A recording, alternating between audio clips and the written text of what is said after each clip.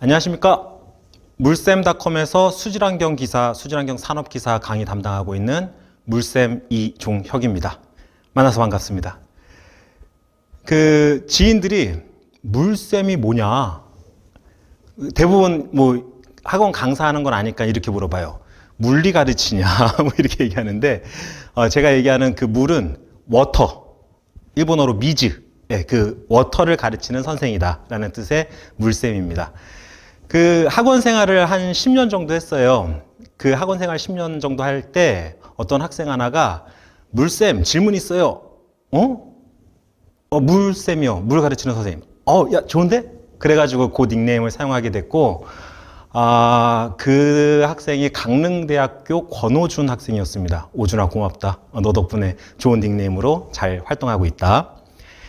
제가 2001년 1회차에 수질환경 기사 자격증을 취득을 했어요. 대학교 4학년 때인데, 2001년 1회차에 합격하고 나서 2001년 3회차부터 강사 생활을 시작했습니다. 대학교 4학년 2학기 때부터 취업으로 빠져가지고. 그래가지고 처음에 그 당시만 하더라도 온라인 강의라는 건 없었죠. 다 오프라인 강의였어요. 그래서 아무래도 대학교 3학년 마친 학생들이 주로 자격증을 취득하다 보니까 여름방학과 겨울방학이 가장 핵심이었었죠. 그래서 여름방학 때 아침, 점심, 저녁 수업하고 겨울방학 때 아침, 점심, 저녁 수업을 했는데 그 오프라인 학원이 그렇게 많지는 않습니다. 이 환경기사 자격증 취득하는 사람들이 그렇게 많지는 않았거든요. 그래서 한 70명 들어가는 강의장이었는데 아침 수업 10시에 하고 점심 수업 1시에 하고 저녁 수업 7시에 하고 각각 2시간 반씩 그렇게 수업을 한 10년 정도 진행을 하다 보니까 정말 젊은 패기에 열심히 했거든요. 그러다 보니까는 70명 강의실이 꽉꽉 차는 거예요. 요즘 옛날에는 노량진의 경우는 막 200명 강의실도 있고 옆방까지 막 트여가지고 모니터 쏘면서 강의 듣고 막 그러지 않습니까? 그래서 아침, 점심, 저녁 세 타임 70명이 꽉꽉 차길래 학원 이사 가겠구나 싶었는데 학원 이사는 안 가고 4시 타임을 하나 추가를 시키더라고요. 그래서 10시 타임, 1시 타임, 4시 타임, 7시 타임 그렇게 2시간 반씩 수업을 진행을 했습니다. 하루에 10시간. 그래서 아침에 9시에 나가서 10시에 들어오는 그런 생활을 한 10년 정도 했죠. 근데 어쨌든 젊은 패기로 그리고 가르치는 게 즐거웠고 그리고 제 어릴 때부터 꿈이 선생님이었어요. 그래서 견딜 수가 있었는데 그때 좀 견디기 힘들었던 이유는 아기가 태어났어요. 아기가 태어났는데 애 잘 때 출근해서 애 잘 때 퇴근하는 그 모습이 이렇게 살아서 무엇하나라는 요즘 얘기하는 현타 있지 않습니까? 현타가 많이 왔습니다. 근데 그 시기에 이제 대세는 오프라인에서 온라인으로 기울기 시작했죠. 온라인 강의로 기울기 시작하면서 또 때마침 뭔가 잘 풀리려고 하는지 직업학교에서도 컨택이 들어왔어요. 직업학교에서 강사로 좀 와줄 수 있느냐. 근데 그러면서 동시에 온라인 업체에서 한 2-3 군데에서 컨택이 왔습니다. 제가 10년간 좀 열심히 잘했나 봐요. 그러다 보니까 이제 제가 직업학교 컨택할 때 조건은 딱 한 가지였습니다. 나 온라인도 해도 되냐? 상관없다. 그냥 직업학교에서 수업하고 주말에 가서 촬영을 하든 끝나고 나서 촬영을 하든 전혀 상관없다. 좋다. 그래서 2001년부터 시작해가지고 2012년에 직업학교로 옮기면서 물샘닷컴과 함께하게 됐죠. 그러다 보니까는 벌써 물샘닷컴도 10년이 훌쩍 넘었네요.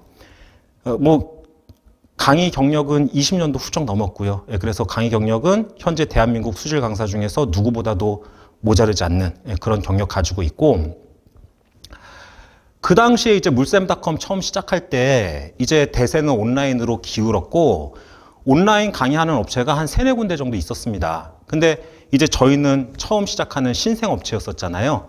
그러다 보니까는 요거 수업 시간 얼마나 해야 되나 수강료 얼마나 해야 되나 좀 참고를 했죠. 그래서 수업 시간도 수강료도 비슷하게 맞췄어요. 그러니까 수강료 저희가 더 쌀 이유도 없고 턱없이 비싸도 말이 안 되지 않습니까? 그래서 중간치로 맞췄죠. 그 중간치가 10년 전에 현재 가격에서 약 10% 정도 올라 있습니다. 그러니까 저희는 10년간 10%밖에 안 올렸어요. 물가 상승률에도 못하죠. 근데 뭐 온라인 커뮤니티 같은 거 보시면은 물샘닷컴 비싸다라는 얘기를 많이 하는데 이해할 수가 없습니다. 저희가 비싸진 게 아니라 다른 업체가 싸진 겁니다. 그러면은 동시에 세네 군데 업체가 똑같은 비슷한 가격을 유지하다가 다른 업체가 가격을 낮춘 이유가 뭘까요? 저희가 무서운 거죠. 저희 출연하고 나서 매출이 안 나오는 거예요. 매출이 안 나오다 보니까 가격을 낮추고, 가격을 낮춰도 매출이 안 나다 보니까 무료 강의로 풀고, 뭐 그런 식으로 해서 책이라도 팔고 이러고 있는 실정입니다. 저희 강의 금액은 절대 비싸다고 생각하지 않습니다. 여러분 냉정하게 한번 생각해 보세요. 요즘 핸드폰 한 대만 사도 100만 원이 넘어요. 100만 원이 넘는데 그 핸드폰 100만 원 넘는 걸 사가지고 뭐 계속 쓰는 거 아니지 않습니까? 빠르면 2, 3년마다 갈고 아무리 오래 써도 5년 정도 쓰면은 다시 또 100만 원 이상의 금액을 투자를 해야 되지 않습니까? 근데 이 자격증 취득은 평생 가는 자격증이에요. 돈보다도 더 중요한 건 시간이라고 생각을 합니다. 그 시간을 여러분들이 투자했을 때 그 투자 대비 아웃풋은 저는 인풋 대비 만족할 만한 수준이라고 생각하는 강의를 진행을 하고 있다고 생각을 해요. 그러니까 뭐 이런 돈 얘기 말씀드리는 게 조금 죄송스럽기는 한데 억울해서 그래요. 물샘닷컴 왜 이렇게 비싸냐? 안 비싸요. 10년 전보다 10%밖에 안 올랐습니다. 다른 애들이 죄송합니다. 다른 업체들이 낮춘 것인데 그 낮춘 이유를 한번 생각해 보셨으면 좋겠습니다. 자, 가볍게 저에 대한 소개 말씀드렸고요. 어쨌든 저희 물샘닷컴은 이제 10여 년 된 업체이고요. 그 10여 년 된 업체가 환경업계 1위를 달성할 수 있는 비결이 뭐냐, 강점이 뭐냐 제가 한번 생각을 한번 해봤거든요. 그래서 곰곰이 생각해 봤을 때 제일 중요한 강점은 전문 분야라고 생각을 합니다. 이 전문 분야라는 말이 무엇이냐? 수질환경에 대해서는 물샘 이종혁이 책임을 집니다. 대기환경에 대해서는 공샘 최혁재가 책임지고요. 폐기물은 열샘 김선태가 책임을 지고 있고, 산업안전에 대해서는 돌순 파파샘 이준수 선생님이 책임을 지고 있고, 환경위생에 대해서는 최고야 선생이 책임을 지고 있어요. 그러니까 그거 하나만으로도 충분히 바쁘고 충분히 벅차고 충분히 해야 할 일이 많습니다. 근데 타사는 일단 기본이 두 개. 어떤 선생님 한 분이 수질환경, 대기환경 다 하시고요. 어떤 타사는 3개, 4개도 하시더라고요. 수질, 대기, 폐기물에 산업안전까지, 그리고 산업위생까지 하는 경우도 많이 있습니다. 근데 저희는 딱 각자 맡은 역할에만 충실하는 전문 분야의 강의를 진행을 하고 있어요. 이거에 대해서는 무슨 차이점이 있느냐? 그 분야를 어떻게 하면 더 쉽게 이해할 수 있는지 계속 연구를 할 수 있죠. 그리고 실기 시험에 대해서는 공개하지 않습니다. 저희는 저희가 맡은 과목만 복원하면 됩니다. 근데 한 분이 3, 4개를 해? 그 3, 4개를 하루에 동시에 복원을 해? 불가능하다고 생각을 하거든요. 그래서 실기 문제에 대한 복원력이 타사와 비교 불가입니다. 요즘은 이제 필기도 CBT로 바뀌었기 때문에 필기 문제도 복원이 안 돼요. 저희는 그 맡은 과목에 대한 복원이 누구보다도 철저하게 진행을 하기 때문에 어떤 정보력에 대해선 물샘닷컴을 따를 자가 없다라고 생각을 합니다. 그게 저희 물샘닷컴의 가장 큰 강점이 아닐까, 전문 분야라고 생각을 하고요. 그리고 또 하나의 강점은 강의에 대한 깊이라고 생각을 해요. 강의에 대한 깊이. 저희 강의가 타사 대비 적게는 1.5배, 많게는 2배 많습니다. 그래서 일단 수질환경이 제가 좀 더 많아요. 수질환경만 보더라도 강의가 85강, 필기 강의 85강, 실기 강의도 뭐 그에 준하는 강의의 회차를 가지고 있는데, 그렇게 강의가 긴 이유는 일단 제 강의 모토는 중학생이 들어도 이해가는 강의를 진행하자입니다. 근데 여러분들, 지금 아들이 중학생인데 중학생의 수업 깊이 낮지 않습니다. 굉장히 깊어요. 이건 알겠지라고 생각하고 넘어가는 게 아니라 분명히 이것도 모를 거야. 이거부터 설명해야 돼. 이거부터 A부터 Z까지 설명을 해야 이 사람들이 Z 알파벳에 대해서 완벽하게 숙지를 할 수 있어 라는 마인드를 가지고 있어요. 그래서 A부터 G까지 설명을 한다. 뭐 L로 막 넘어가지 않는다. F로 넘어가지 않는다. 그냥 A부터 G까지 쭉 설명을 하다 보니까 이 하나의 호흡이 전체적으로 연결이 돼버려요. 그냥 이거 외우셔야 돼요. 이거 밑줄 그으세요. 이게 아니에요. 왜 이런 내용이 나와 있는지 A부터 Z까지 쭉 설명을 드리고, 또 하나의 특징은 저는 여러분들이 스스로 알아서 복습을 할 거라는 착각을 하지 않습니다. 당신들은 복습 안 해요. 그래서 오늘 강의를 진행을 하고 다음날 수업을 진행을 할 때 전날 배운 것에 대해서 리뷰를 쭉 한번 진행을 해요. 그래서 자연스럽게 들으면서 복습이 되는 그런 강의를 제가 선호를 합니다. 그러다 보니까는 예전에 학원 다닐 때는, 학원 수업할 때는 방학에 맞춰야 되잖아요. 그러니까 1회차 시험의 경우는 겨울방학 길어요. 겨울방학 쫙 준비를 하고 1회차 시험에 맞는 딱 스케줄이 가능하거든요. 근데 3회차의 경우는 여름방학 시작해서 여름방학 끝나기 전에 이미 시험이 있어요. 그래서 강의를 막 4주 만에 끝내고 강의 끝나고 이틀 후에 시험 보고 이런 경우가 많이 발생을 했었습니다. 그러다 보니까는 학생들이 복습할 시간이 없는 거예요. 최대한 수업 시간에 복습을 진행을 시키는 거죠. 그래서 그때 굉장히 감명 깊게 얘기해 준 학생이 있었는데, 을지대학교, 지금은 가천대학으로 바뀌었죠. 이혜인 양이 맨 앞에서 열심히 공부하는 똘똘한 친구였는데, 선생님, 저는 복습 한 글자도 안 했어요. 무슨 소리야? 복습 안 하고 수업만 딱 집중해가지고 듣고 바로 소화하고 바로 시험 봐서 합격했어요. 이런 얘기를 했었어요. 제가 추구하는 게 그겁니다. 그러니까 강의를 보시고 막 이렇게 막 1.5배속, 2배속으로 막 보신 다음에 나중에 복습해야지, 이게 아니에요. 정배속으로 보시면서 그 수업을 들으며 바로바로 소화를 하셔서 머릿속으로 곱씹으면서 내 안에 넣는 그런 과정이 수업 시간에 진행될 수 있도록, 그게 부족하다면 다음날 제가 리뷰를 한번 쫙 해드리면서 다시 내 것으로 습득할 수 있도록 그런 강의를 진행을 하기 때문에 많은 거예요. 그러니까 거의 90강이다. 이게 아닙니다. 여러분들의 복습 시간까지 그 안에 들어있는 거예요. 물론 별도로 복습해야 할 시간은 분명히 필요하긴 합니다. 근데 모든 강의가 그렇지는 않아요. 딱 듣고 오케이, 이해됐어, 소화됐어, 나가서 놀아요. 딱 들었어, 빡세, 이때는 놀지 마세요. 복습하십시오. 그런 식으로 시간 배분해서 필기 시험에 합격하는 게 어찌 보면 그 긴 강의 대비 그 총 공부 시간은 더 짧을 수도 있다. 그런 특징을 가지고 있는 게 저희의 강의라고 생각을 합니다. 그런 깊이가 저희의 강점이 아닐까라고 생각을 하고요. 그리고 또 하나의 물쌤닷컴의 강점은 전화번호 오픈입니다. 제 카톡의 친구 등록이 15,000명에서 멈췄어요. 그 이유는 카톡 최대 인원 등록이 15,000명까지밖에 안 됩니다. 그러니까 요즘 전화번호 딱 입력하고 저장하면 알아서 카톡 친구 뜨잖아요. 물론 그거 막는 기능도 있지만은. 그래서 학생들 쫙 그 수강생들 수강 신청하면은 저장 쫙 했는데 어느 순간 15,000명에서 더 이상 늘질 않는 거예요. 이거 그 맥시멈이 15,000이구나. 이거 어쩔 수 없이 지워야 되겠다. 그래서 예전에 2012년, 2013년, 2014년 한 명 이렇게 조금씩 지우고는 있는데, 그런 식으로 제가 전화번호 다 등록하고 단체 문자 보냅니다. 그리고 좀 이따 말씀드릴 거지만 시험 스케줄에 맞춰서 요때 요 행동이 필요하다라는 거 단체 문자로 다 공급을 해요. 그러면은 문자로 공급하면은 제 번호가 오픈되고 저장을 하면은 카톡 친구로 뜨지 않습니까? 카톡으로 질문 엄청나게 많이 합니다. 그래서 제 업무의 80%는 카톡 답변이에요.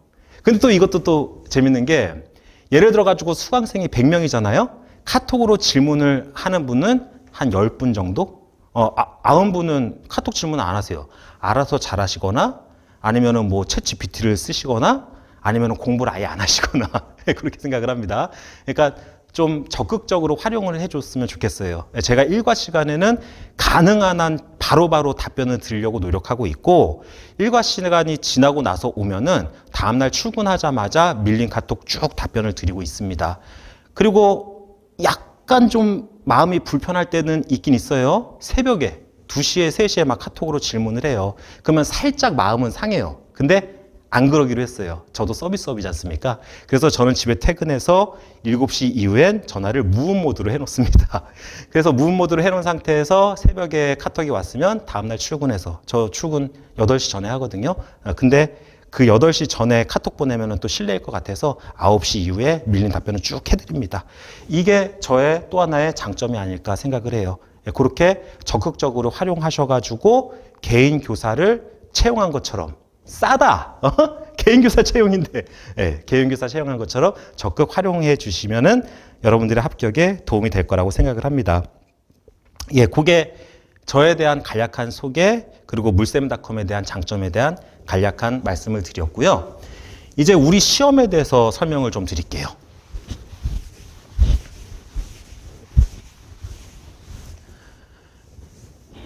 자, 수질환경 기사 또는 수질환경 산업기사. 메이저 자격증 중에 하나입니다. 그러니까 메이저 자격증이라 하면 응시생이 많은 거죠. 근데 진짜 탑급 S급 메이저까지는 못 돼요. 그 탑 S급 메이저는 몇만 명이 시험을 보거든요, 1년에. 근데 수질환경 기사의 경우는 1년에 대략적으로 한 9,000명, 조금 많이 볼 때는 10,000명 정도 시험을 보는 게 수질환경 기사라는 과목이에요. 모든 산업인력공단에서 시행하는 시험이 그렇듯이 필기 시험과 실기 시험으로 나뉘어지겠죠. 지금 강의 결제하신 분 또는 유튜브 영상 보시는 분 관심이 있으니까 찾아보신 거지 않습니까? 대략적으로는 알 거예요. 아실 거예요. 근데 혹시나 좀 제가 전달하고 싶은 부분이 있으니까 간략하게 설명을 드리도록 할게요. 자, 필기의 경우는 수질오염 개론, 상하수도 계획, 수질오염 공정 시험 기준, 그 다음에 순서대로 쓸게요. 수질오염 방지 기술, 수질오염 공정 시험 기준, 수질환경 관계 법규. 기사의 경우는 이렇게 5과목, 산업기사의 경우는 상하수도를 제외한 4과목이었습니다. 여태까지는. 근데 2025년부터 바뀐 게 이 관계 법규가 생략이 돼버렸어요. 그래서 기사의 경우는 4과목, 산업기사의 경우는 3과목으로 바뀌었습니다. 근데 이 관계 법규가 빠지려면 좀 깔끔하게 좀 빠져줬으면 좋았을 텐데 출제 기준이 2025년부터 시행하는 5년간 시행하는 기준에 따라서 이 개론의 법규가 편입이 됐어요. 그래서 개론의 출제 항목이 크게 5가지인데 그 5가지 중에서 법규가 1가지를 차지하게 됐습니다. 그러면은 과목당 20문제거든요. 그러면 20문제의 5파트 중에 1파트면은 4문제는 나와야 되지 않습니까? 이론적으로는. 근데 그렇게 4문제까지는 나오지는 않아요. 보통 0문제 나오거나 2문제 정도가 출제가 돼요. 그러니까 CBT 시험이다 보니까 수험생마다 시험 문제가 다 다르지 않습니까? 그래서 제가 시험 봤을 때 의견을 막 모으거든요. 저는 안 나왔어요 라는 분이 있고요. 저는 2문제 나왔어요 라는 분이 있고요. 저는 4문제 나왔어요 라는 분도 있는데 꼼꼼히 추궁을 해본 결과 자기가 잘못 알고 있는 거야. 법규가 아니야. 법규가 아닌데 4문제라고 하는 학생도 있었습니다. 그래서 2문제 나오거나 안 나오거나 하는 게 법규가 지금 현재 개론에서 나오고 있는 추세입니다. 근데 그 법규 옛날에 20문제가 나왔었는데 그 20문제 중에서 요게 주로 나오더라라는 게 없어요. 완전히 랜덤합니다. 그러다 보니까는 야, 이 법규를 이걸 하기도 애매하고 안 하기도 애매하다 싶어가지고 저희 사이트에 보너스처럼 등록을 해놨어요. 그래서 여러분들이 나의 강의실에 딱 들어가면은 수질환경 필기를 신청했는데 그 밑에 관계법규 300제라는 강의가 별도로 있을 거거든요. 그거는 원하시면 들으시면 돼요. 나는 지금 시간이 충분하고 법에 대해서도 좀 공부하고 싶어. 그리고 이 2문제가 혹시 나올지 모르는데 그것까지 마치고 싶어. 그러면 법규를 보시면 됩니다. 아니면 나는 안 나올 거야. 에이, 두 문제 버릴 거야. 다른 거 더 집중해서 공부할 거야. 다른 거 집중해서 공부해서 실기 때도 대비할 거야. 이러면은 아예 안 보셔도 돼요. 그건 여러분들이 선택하시면 됩니다. 제 개인적인 의견은 일단 단기간에 기사 합격이 목적이다. 안 보시기를 바래요. 안 보시는 게 더 낫다고 봐요. 근데 나는 지금 기사는 이미 있다. 나는 지금 한국환경공단 전공시험 아니면은 발전공기업 전공시험에 대비할 거다. 그러면 보셔야 돼요. 지금 이게 무슨 얘기냐? 제가 단체 문자를 쫙 보내요. 그러면 이제 답장이 일부 학생들한테 와요. 근데 어떤 학생은 선생님 전 시험 스케줄 안 보내주셔도 됩니다. 저는 이미 기사가 있어요. 한국환경공단 전공시험 대비 중이에요. 이런 분들이 꼭 계세요. 그 얘기는 이미 기사가 있는데 이 강의를 다시 듣고 있다는 얘기는 처음에 기사 준비할 때 대충 하셨다는 얘기예요. 개념 정리 안 하시고 그냥 문답으로 합격했다는 얘기거든요. 그래서 다시 이제 전공시험 대비하기 위해서 제대로 된 공부를 다시 시작하시는 분들이 간혹 계십니다. 그러니까 그런 분들은 전공시험에서는 법규가 나오기 때문에 법규까지 보셔야 된다.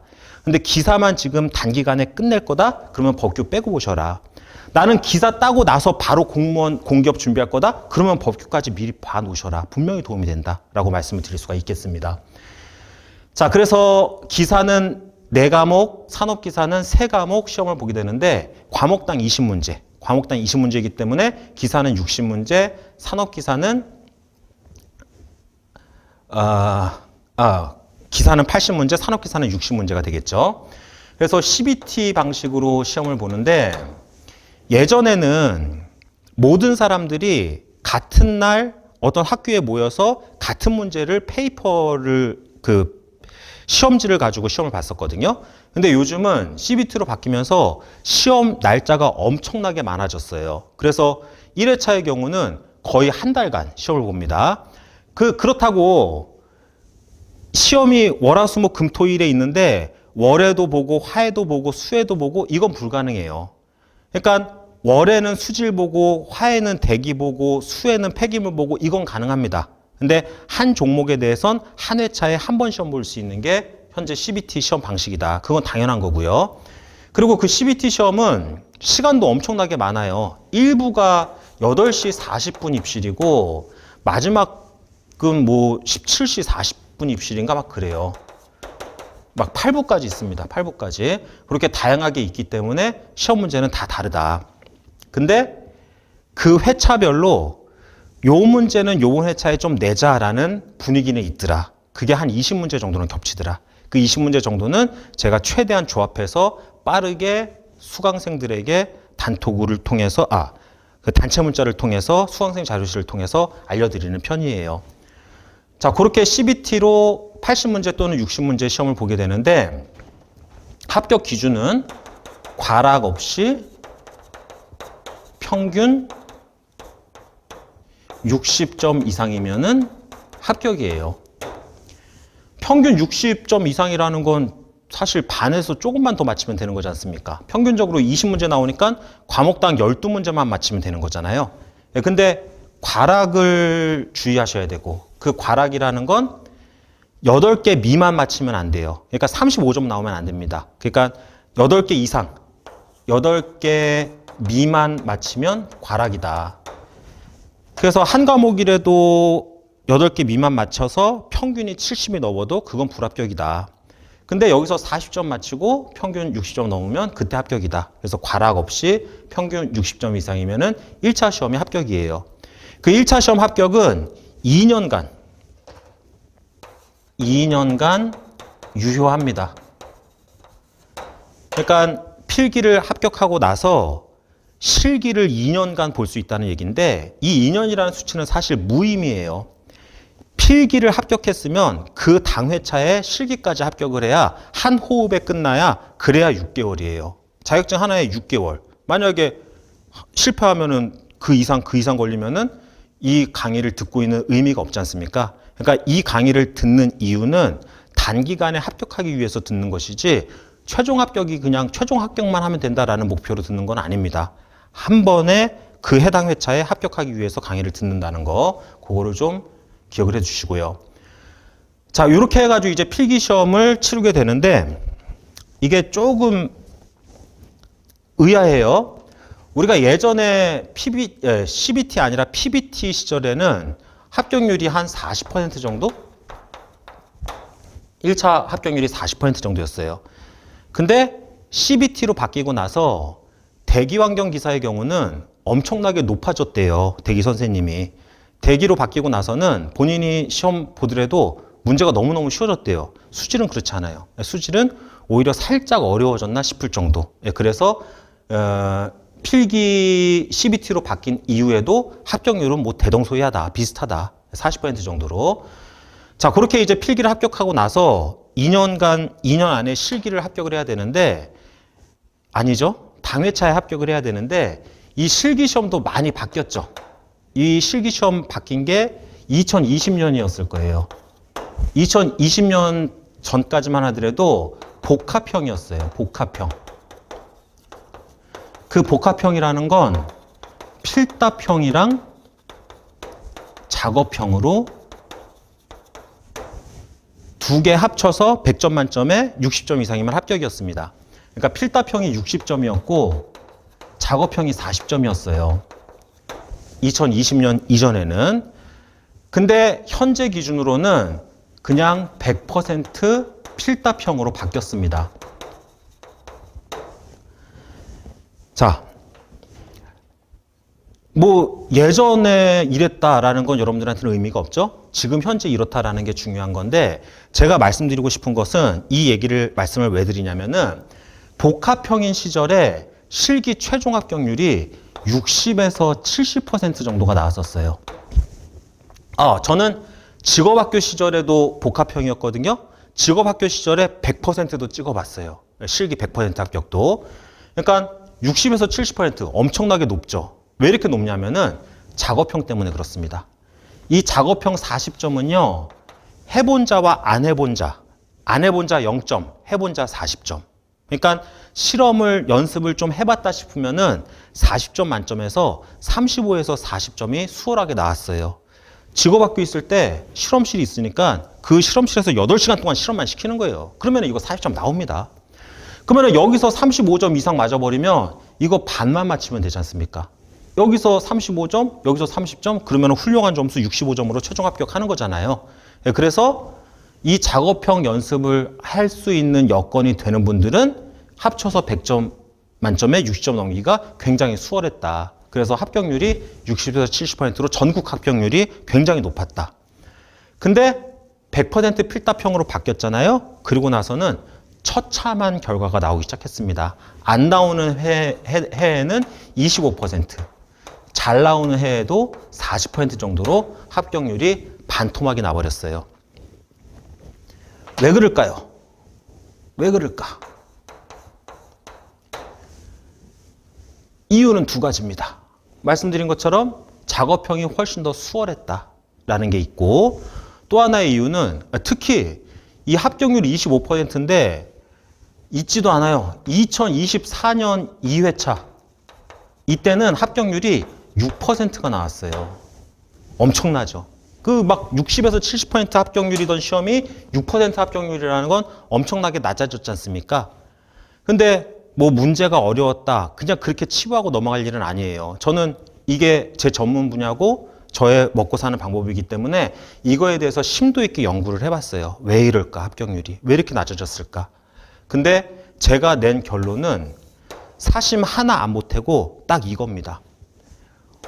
오픈 채팅과 유튜브라고 생각을 해요. 자, 이게 무슨 말이냐? 오픈 채팅 많아요. 그러니까 요즘은 무슨 가수 팬클럽을 하든 자동차 동호회를 하든 오픈 채팅 검색하면은 그 관련 관심 분야가 모여 있는 그룹이 엄청나게 많습니다. 그러니까 수질환경기사 오픈 채팅에서 수질환경기사, 대기환경기사 검색해 보면은 엄청나게 많아요. 그 많은 단톡방에서, 오픈 채팅방에서 인원수가 좀 있다 싶은 방에 들어가서 한번 찾아보세요. 수질환경기사 준비하고자 합니다. 어디 강의를 들어야 되냐요? 뭐 이런 식으로. 그렇게 물어보면은 대다수의 많은 분들이 뭐라고 대답을 하냐면은 필기 수업을 왜 들어요? 그냥 CBT 사이트 들어가서 CBT 기출문제 무한반복하셈. 뭐 이런 식으로. 4주면 할 수 있어요. 뭐 2주면 돼요. 2주 가능? 뭐 이런 식으로. 그리고 뭐 어떤 분은 닉네임이 막 4주 전사. 막 이렇게 되어 있어요. 그러니까 물론 어느 정도는 맞는 말이고 어느 정도는 틀린 말이에요. 뭐가 맞는 말이냐? 어차피 필기는 문제 은행식이에요. 이 문제가 데이터가 쫙 쌓여 있고 거기서 이번 회차에는 요거를 내자. 자, 요거 내고 나머지 엔터 하면은 후두두둑 튀어나와요. 그러니까 어쨌든 나왔던 문제가 계속적으로 나오기 때문에 새로운 신출을 제외하고 기출만 반복해가지고 무한반복해가지고 풀잖아요. 그러면은 필기 합격할 수 있어요. 왜냐면은 60점만 과락 없이 60점만 넘기면 합격하니까. 근데 그렇게 기출로 공부한 분들이 실기가 대비가 안 된 거예요. 이게 무슨 말이냐? 쉽게 설명해가지고 A는 B 더하기 C다 라는 말이 있다고 쳐요. A는 B 더하기 C다. A는 B 더하기 C다. 나왔다. 기출이다. 게이드 하면서 맞춰요. 근데 B는 A 빼기 C다. 그 말이 그 말 아닙니까? 그 말이 그 말인데 신출이다. 대비가 안 되는 거예요. 그 정도의 응용도 안 되는 거예요. 그러니까 필기 기출문제 달달달달 외워가지고 합격한 분들이 실기에선 갑자기 A는 B 더하기 C가 아니라 B는 A 빼기 C다라고 나오니까 여기서 벙찌는 거예요. 이거에 대한 대비가 안 되는 겁니다. 그래서 실제 물쌤닷컴 10여 년 됐잖아요. 필기에 대한 수강생 수가 조금 떨어졌어요. 실기에 대한 수강 수는 그대로예요. 그러니까 필기는 그냥 독학을 하는 거죠. 독학을 하다가 이제 실기 대비해서 막 수업을 듣는 거예요. 근데 필기 때 다뤘던 내용이 베이스가 되지 않다 보니까 B는 A 빼기 C다가 대비가 안 되다 보니까 합격률이 이렇게 망가지고 있는 그런 상황이에요.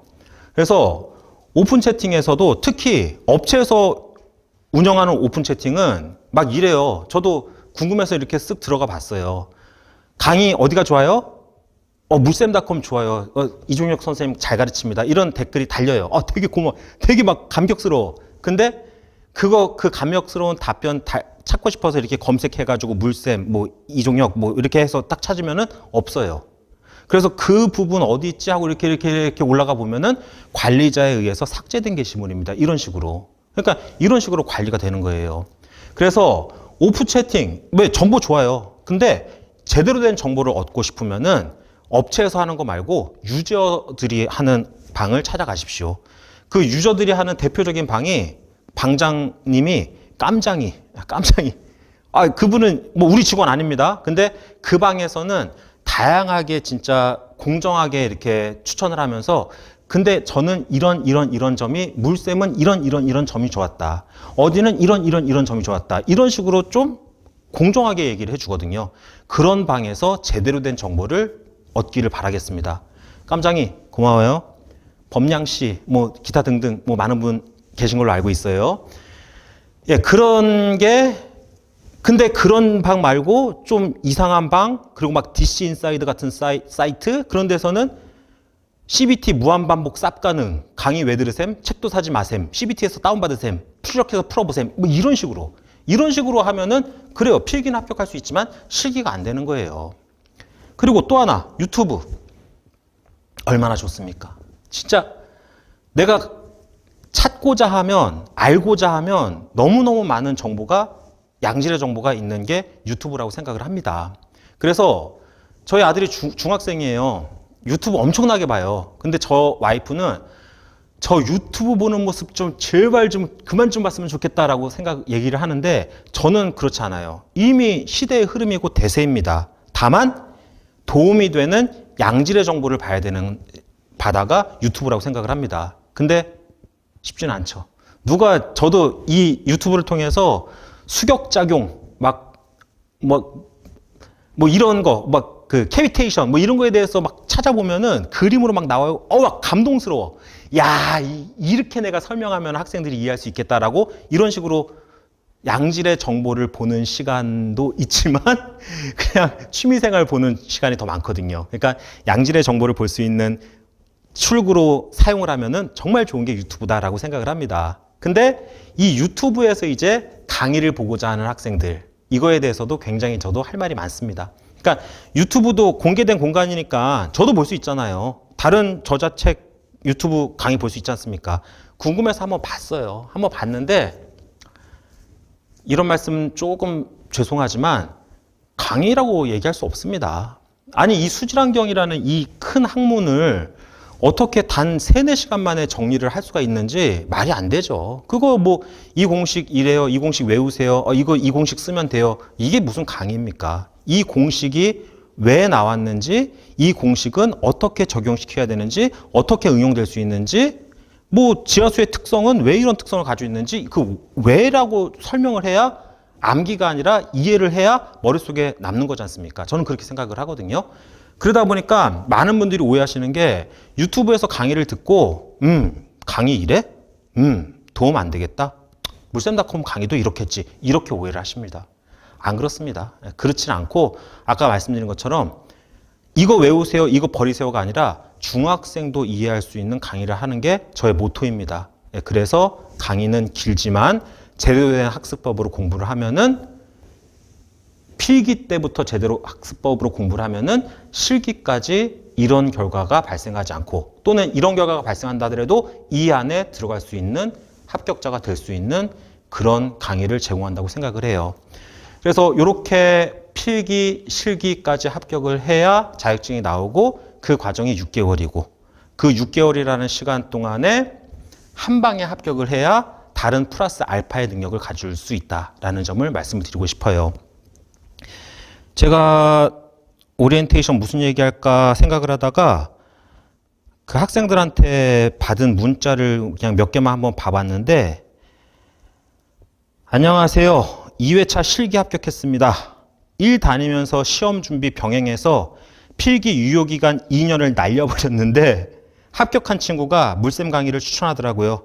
그래서 필기는 혼자 준비하고 실기부터 듣게 되었는데 정말 도움이 많이 된 것 같습니다. 감사합니다. 종혁쌤 안녕하세요. 수리기사 3회차 실기 수강생입니다.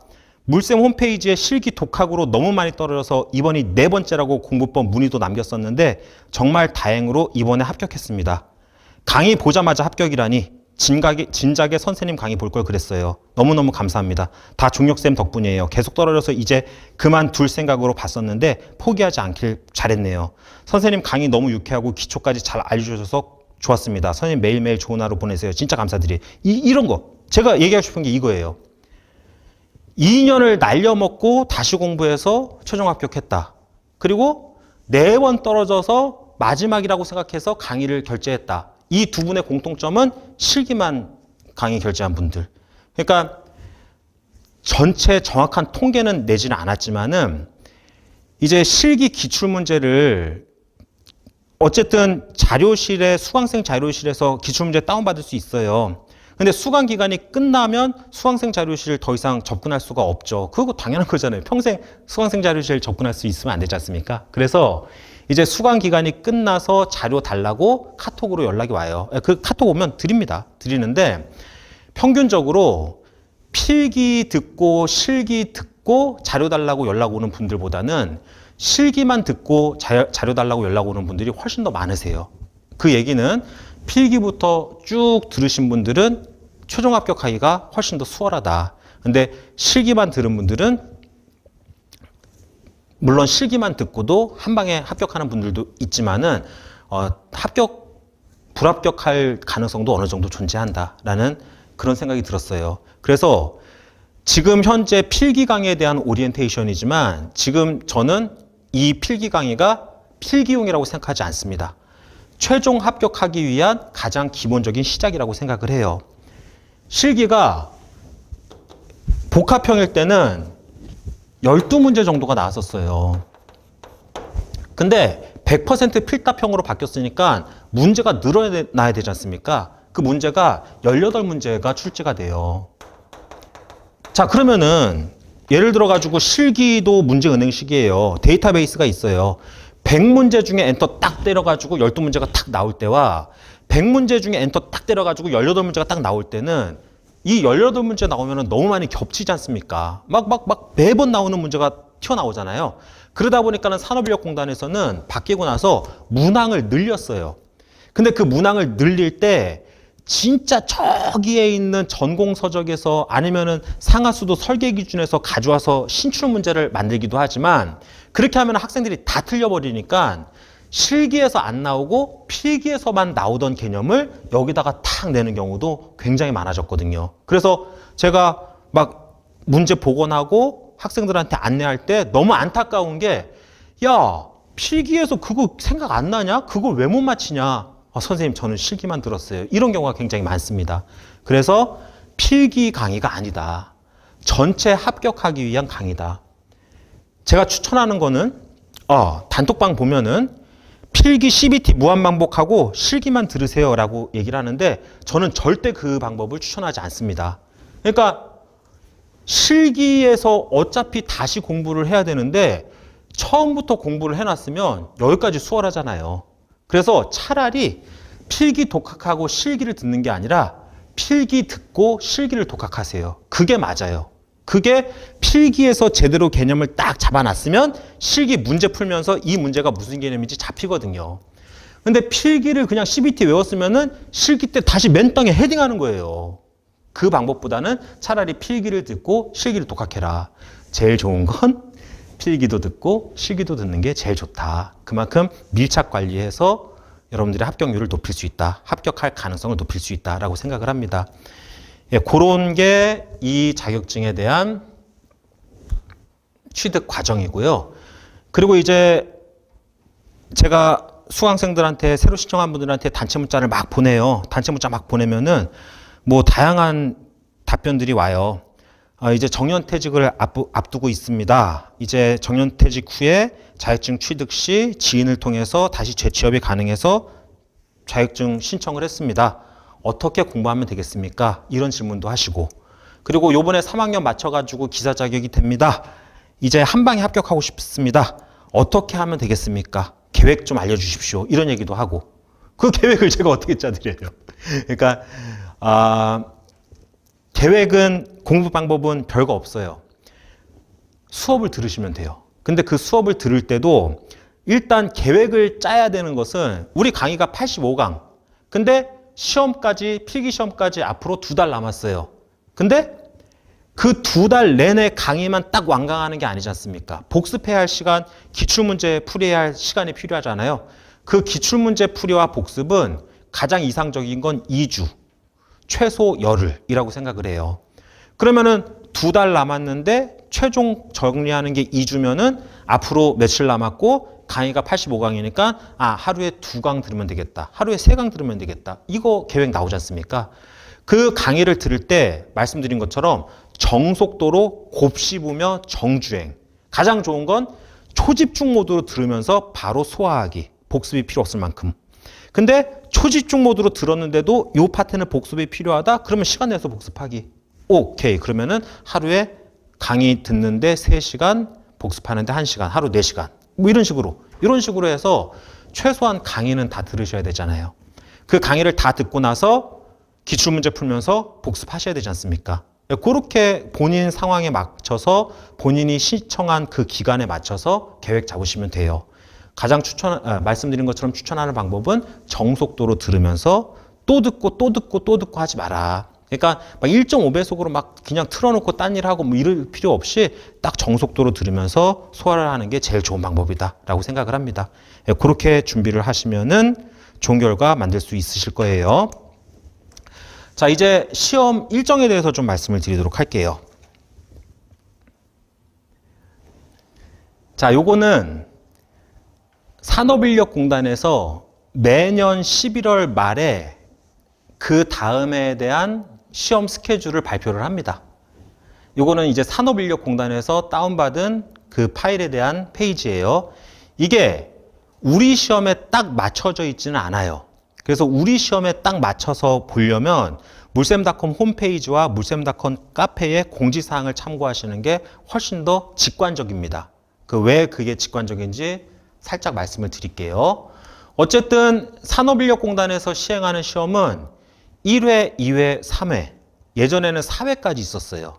근데 4회까지 있다고 1년에 4번 시험 있는 건 아니라 수질기사의 경우는 1, 2, 3회 시험 봤었고 대기기사의 경우는 1, 2, 4회 시험을 봤었어요. 근데 현재는 3, 4회가 통합이 되어서 1, 2, 3회로 나뉘어져 있습니다. 인원수에 따라서 응시생이 많으면 1, 2, 3 다 있고 응시생이 좀 적으면은 2, 3만 있고 응시생이 아주 적으면 1회만 있고 뭐 이런 식으로 종목별로 달라요. 근데 우리 메이저 자격증인 수질, 대기, 폐기물은 1, 2, 3회가 다 있습니다. 1회차에 응시생이 가장 많습니다. 왜냐면은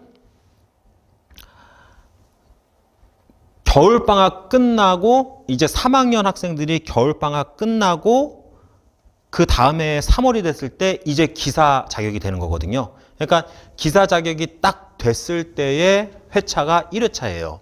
그래서 1회차가 가장 응시생이 많기 때문에 1회차 필기시험 날짜가 이렇게 1월 30일부터 3월 3일까지 한 달이 조금 넘죠? 근데 2회차의 경우는 20일, 3회차의 경우는 20일이 조금 넘네요. 그러니까 1회차에 응시생이 가장 많기 때문에 이렇게 길어요. 근데 이 날짜 전부 다 시험이 있는 건 아니고 종목별로 어떤 종목은 앞에 몰리고 어떤 종목은 뒤에 몰리고 아니면은 퐁당퐁당 몰리고 어쨌든 이 날짜 중에 상당 기간이 수질환경 기사가 있어요. 근데 그렇다고 다 시험 볼 수 있는 건 아니고 한 회차에 한 종목은 한 회차에만 시험 볼 수 있다. 다른 종목은 여러 개 볼 수 있지만은 수질환경 기사의 경우는 한 회차에 한 번만이다. 그 1월 30일부터 3월 3일까지 있는데 뭐 본인 준비가 어느 정도 끝났다 싶으면 좀 일찍 보는 거고요. 그래도 저는 최대한 뒤로 미루는 걸 추천을 해요. 특히 수강생들은. 제가 자료 만들어서 수강생 자료실 문자 통해 가지고 요번 회차에 이런 문제가 나왔어요 라고 정보를 힘이 닿는 데까지 좀 전달을 할 계획이거든요. 그러니까 웬만하면 좀 뒤에 시험을 신청을 해 주시고 그 이제 신청해야 할 기간 이때도 제가 문자로 다 안내를 해 드려요. 문자 받으시고 그거에 맞춰 가지고 진행하시면 돼. 사실 이것도 지금 설명할 필요도 없어. 문자로 다 안내해 드리니까.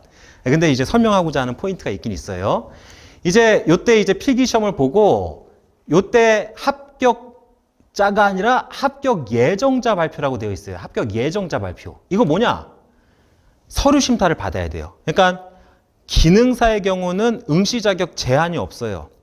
산업기사와 기사는 응시 자격 제한이 있지 않습니까? 우리가 산업기사의 경우는 학력이든 경력이든 2년, 기사의 경우는 학력이든 경력이든 4년. 그 응시 자격 서류를 심사를 받아야만 합격자가 되는 거예요. 받기 전에는 합격 예정자가 되는 겁니다. 그러면은 이 서류 심사는 어떻게 받느냐? 다 안내해 드려요. 문자로 안내해 드리고 유튜브 링크 드리고 그거에 맞춰서 진행을 해 주시면 돼요. 다만 이제 응시 자격 서류 제출하는 기간이 있는데 그 기간이 1월 30일에서 3월 20일까지 있잖아요.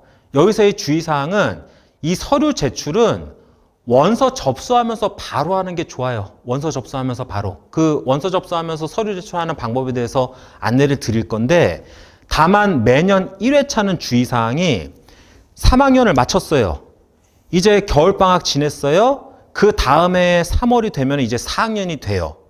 근데 1월 12일에서 1월 15일에는 재학증명서를 꼈을 때 4학년이라고 안 나와요. 학적 정리가 안 되어 있기 때문에. 그러면 이때 3학년이라는 증명서를 제출하면은 기사 자격이 안 됩니다. 그러면 기사 자격은 언제 되느냐? 여러분들의 학적 정리가 되는 대부분은 3월 초예요. 모든 대학들이 다 그렇습니다.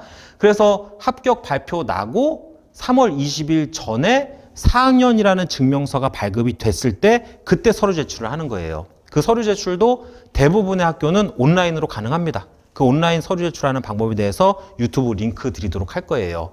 그래서 이 응시 자격 서류 제출은 여러분들이 시험 볼 때도 CBT 시험 볼 때도 그 CBT 방송에서 수십 번 나와요. 제출 안 하는 사람이 그렇게 많은 거야.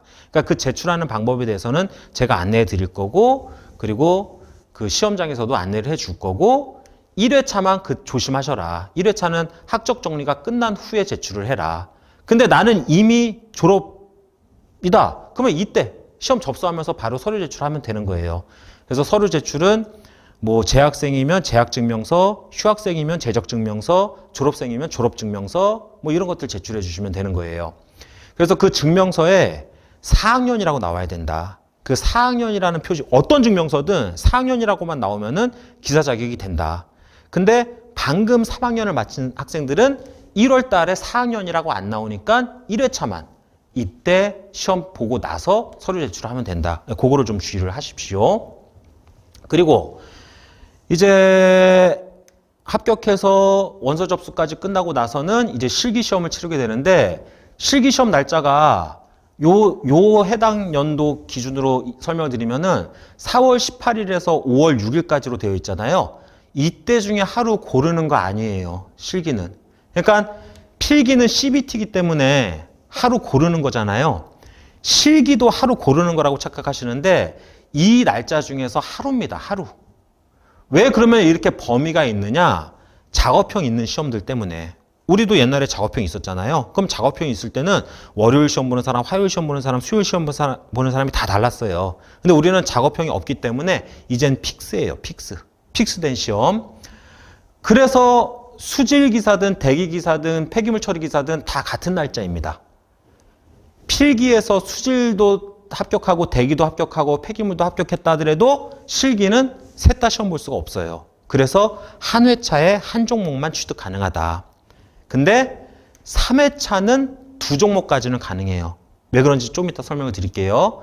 그게 실기시험이고 이제 합격자 발표 날은 1차 발표 날이 있고 2차 발표 날이 있어요. 근데 우리 시험은 1차가 아니라 2차예요. 2차. 그럼 1차 합격 발표하는 종목은 어떤 종목이냐? 현장 채점하는 종목. 뭐 예를 들어서 지게차 막 운전하면서 뭐 금 밟아서 삑, 뭐 짐 떨어뜨려서 삑, 바로 합격 불합격 나오지 않습니까? 그런 식으로 현장에서 채점하는 건 1차 때 최종 합격 발표가 나는 거지만 중앙에서 시험지를 모아가지고 채점하는 방식은 2회차 때 합격자 발표가 나는 거예요. 그래서 여러모로 이 표는 보기가 불편하다. 그래서 우리 카페나 우리 홈페이지에 있는 표를 보는 게 조금 더 수월하다. 그 표는 이렇게 생겼어요.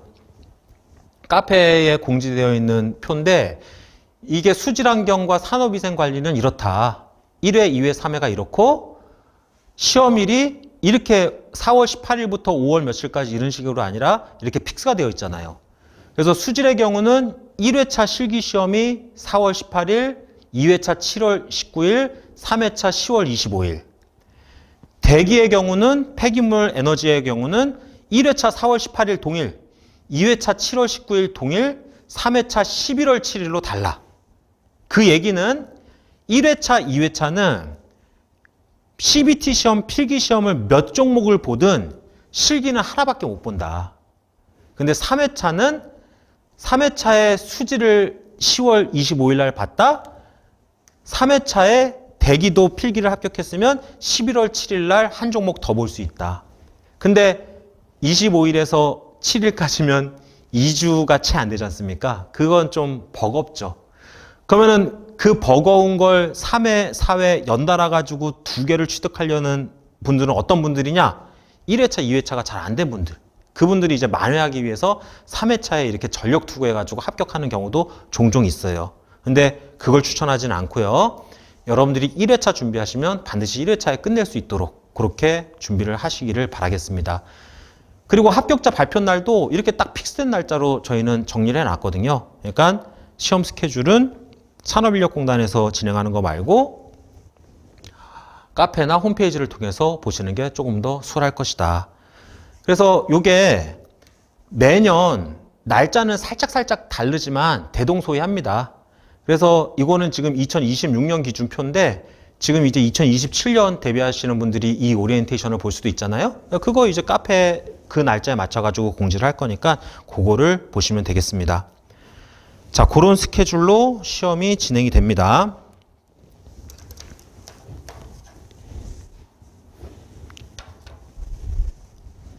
그리고 아까 말씀드린 것처럼 이 스케줄은 모르셔도 됩니다. 제가 문자로 다 안내해 드려요. 그리고 혹시나 그 개인정보 민감해서 그 문자 오고 뭐 이런 거 불쾌하게 생각하실 수도 있어요. 그런 분들은 제 문자, 첫 번째 문자 받으시면은 저는 좀 빼주세요 라고 얘기하면은 제가 정식으로 사과드리고 주소록에서 삭제하고 하도록 하겠습니다.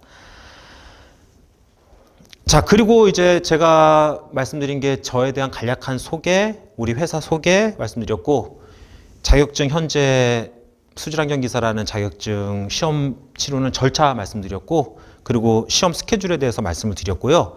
그리고 이제 마지막으로 또 말씀드리는 게 보통 제가 오리엔테이션 할 때 이 자격증을 취득한 후에 취업 분야 같은 거 설명을 드렸었는데, 그 취업 분야는 제가 오래됐잖아요. 그리고 오랫동안 1타 강사 생활 유지하고 있지 않습니까? 그러다 보니까는 저희 카페에 좋은 분들이 참 많이 와주셨어요. 그 좋은 분들이 그 취업에 대해서 아주 도움이 되는 글들을 간혹 올려주시거든요. 뭐 예를 들어가지고 수질환경기사 자격증 취득한 후 어느 분야에 취업할 수 있는지, 그리고 뭐 환경 안전 팁이라는 것은 무슨 일을 하는지, 그리고 뭐 그 특정 대행업의 업무의 장단점은 무엇인지, 뭐 공기업의 장단점, 공무원의 장단점 무엇인지, 이런 글들을 소중하게 올려주신 분들이 많이 있어요. 그분들 글을 제가 취업 게시판 만들어서 모아놨습니다. 그 취업 게시판 공지글 쭉 보시면은 일단 이 환경 분야에 대한 그 취업처에 대한 정보는 어느 정도 파악이 되실 거라고 생각을 해요. 그리고 지금 이 영상을 보고 계신 분들 중에선 그냥 무지성으로 이 자격증을 따야 되겠다라는 분들 별로 안 계시잖아요. 내가 지금 어디를 취업하고 싶은데, 어디를 이직하고 싶은데 이 곳에 취업하기 위해선 이 자격증이 필요하다라는 생각을 가지고 계신 분들이지 않습니까? 그렇기 때문에 취업처에 대한 안내는 오리엔테이션에선 필요가 없을 거라고 생각을 해요. 어쨌든 지금 여러분들은 졸업 전에 쌍기사는 만들어야 돼.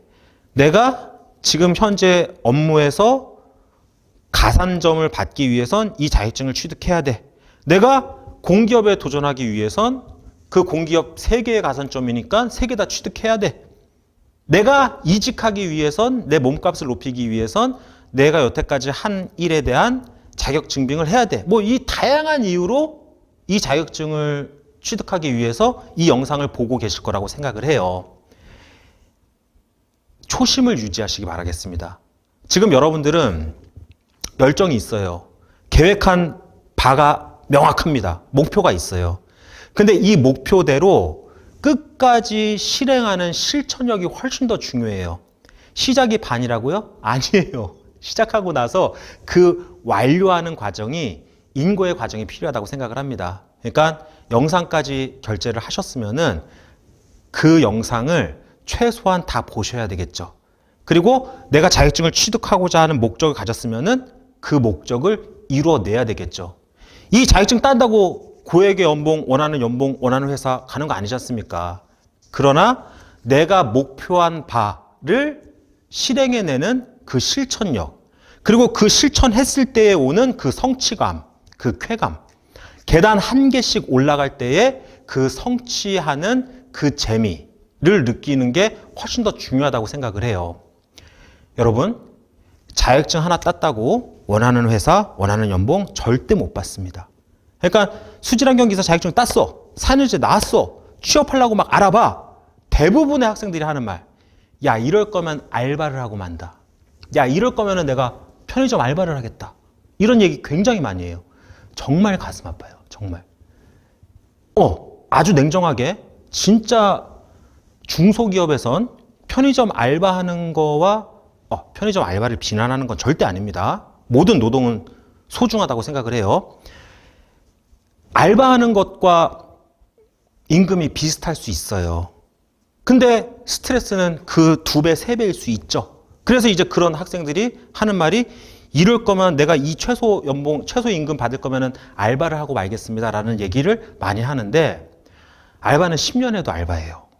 근데 여러분들이 하는 그 업종이 어느 업종인지 모르겠지만 자격증을 필요로 하는 업종이고 그 자격증을 가진 상태에서 회사에 걸고 10년의 경력이 쌓이면 과연 10년 알바랑 같을까요?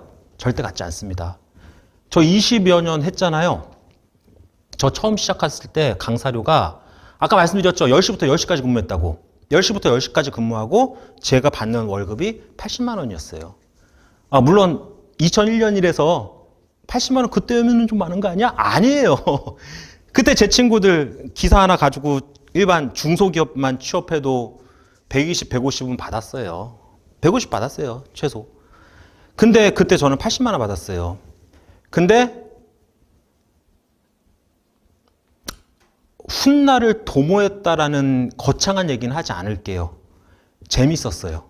강의하는 게. 그 하면서 학생들이 알겠다. 막 이런 표정. 그리고 학생들이 와, 한 학기 내내 배웠던 펌프의 동력을 지금 선생님 강의 2시간 만에 이해했어요. 와, 한 학기 내내 계산했던 pH 계산 문제를 선생님 2시간 만에 이제서야 이해했어요. 이런 쾌감이 있었습니다. 그렇게 창피하고 싶지 않았어요. 강의를 잘하고 싶었어요. 그 강의를 잘하고 싶은 생각이 10년 딱 하다 보니까 물론 이직하기 직전에도 연봉은 높지 않았습니다. 연봉은 제 친구들에 비해서 기사 하나 있는 친구들에 비해서 그닥 많지 않았어요. 근데 이제 10년 지나서 이직 제안이 들어오고 그 이직해서 성과를 만들어내고 그 이후부터 괜찮아졌어요. 그러니까 제가 생각할 때는 일단 그 처음 시작은 미비할 수 있습니다. 그러나 이 하나를 시작하기 위해서 노력해가지고 자격증을 땄어. 그 쾌감을 얻었어.